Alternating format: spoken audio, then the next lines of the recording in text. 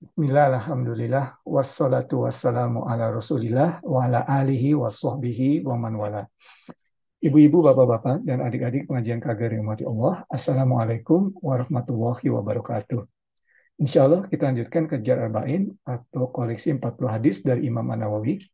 Kesempatan kali ini hadis yang ke-23. Berikut sabda Rasulullah Sallallahu Alaihi Wasallam. Kebersihan atau kesucian, purity adalah sebagian dari iman. Nah, ini merupakan mungkin hadis yang sering kali kita dengar pada saat kita belajar di sekolah menengah pada saat itu ya. Purity is half of faith. Jadi kebersihan adalah sebagian dari iman. Tapi ada lanjutannya, masih banyak. Alhamdulillah, segala puji bagi Allah, memenuhi timbangan.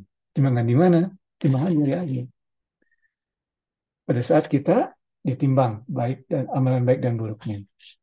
Kemudian subhanallah walhamdulillah, ya subhanallah maha suci Allah, dan alhamdulillah, ini kalimat zikir ya, subhanallah walhamdulillah, ya, itu mengisi apa yang ada di antara langit dan bumi, ya, antara surga dan bumi, ya, itu diisi oleh uh, apa namanya, terpenuhi oleh uh, amalan yang kita peroleh atau uh, balasan yang kita peroleh pada saat kita membaca atau melafazkan subhanallah walhamdulillah.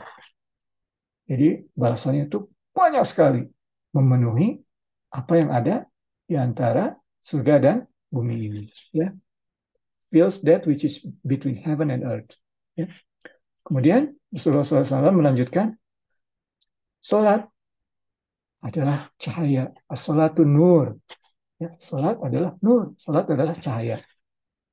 Ya, cahaya dalam arti ini memberikan sumber cahaya, ya, bagi diri kita, menerangi kita dalam membuat beramal di dunia ini maupun bermasyarakat pada akhirat kita, dan juga memberikan cahaya bagi sekitar kita. Charity is proof. Jadi sodakoh, sodakohu, sodakoh itu burhan, ya. Jadi sodakoh itu proof, bukti, burhan, bukti nyata, ya. Bukti nyata apa? Keimanan kita. Sodakoh, sidik, truthful dalam bahasa Inggris, ya. Sidik, Abu Bakar as-Sidik, truthful, ya. Uh, Bukti itu akan keimanan kita, sedekah. Sabru dia, sabru dia. Jadi patient, sabar, dia itu illuminates ya. Tadi cahaya ini juga sama mirip ya. Illuminates dalam bahasa Inggris, illuminates ya, yang kedua ini biasanya terjemahkan dia ya. Itu sabar ya, dia. Sama, karena kita juga ada hadis, jadi karena sabar atau makan sadis ya, jadi dalam Quran jadi karena sabar dan salat sebagai penolong ya. Jadi tadi sama, prayer is light, passion is illumination. Dua-duanya menerangi. Ya.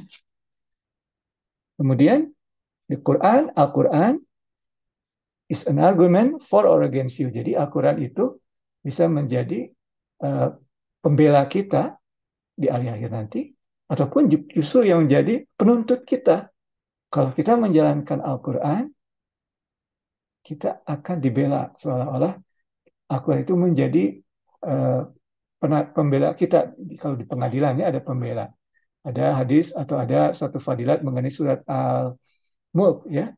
Surat Al-Mulk itu seperti advokat kita, pengacara kita di hari akhir nanti, membela kita kalau kita sering membaca surat Al-Mulk ya. Makanya Al-Qur'an is an argument for you, untuk kamu, or against you, or atau untuk menjadi penuntut kita kalau kita tidak melaksanakan apa yang ada dalam Al-Qur'an.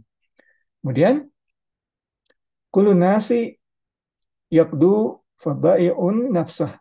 Jadi setiap orang itu memulai harinya, yabdu, memulai harinya bagaikan seorang pedagang bagi dirinya, ya, seperti menjual gitu, menjual dirinya, ya. Dan ini dirinya ini bukan jasmaninya, jadi soulnya, jiwa kita, seperti menjual jiwa, ya, atau berdagang jiwanya, ya. Mungkin kalimat yang lebih tepat. Berdagang maksudnya bagaimana berdagang jiwanya itu? Jadi apakah kita menggunakan atau membawa apa dagangan kita itu ya, jiwa kita itu, apakah dia itu membawa kita ke surga, jadi membebaskan diri kita, atau membawa kita ke neraka, menghancurkan kita. Jadi kita seperti membawa jiwa kita, seperti berdagang jiwa kita. Kadang-kadang barang dagangan kita itu atau barang dagangan itu bisa membawa kita menjadi sesuatu, bisa membebaskan kita dalam hal ini menjadi masuk surga, ataupun justru menghancurkan kita masuk neraka. Nauzubillah min dzalik. Demikian.